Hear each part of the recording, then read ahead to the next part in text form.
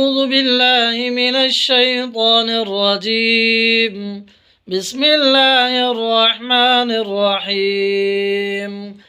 إذا زلزلت الأرض زلزالها وأخرجت الأرض أثقالها وقال الإنسان ما لها يومئذ تحدث أخبارها بأن ربك أوحى لها يومئذ يصدر الناس أشتاتا ليروا أعمالهم فمن يعمل مثقال ذرة خيرا يره ومن يعمل مثقال ذرة شرا يره.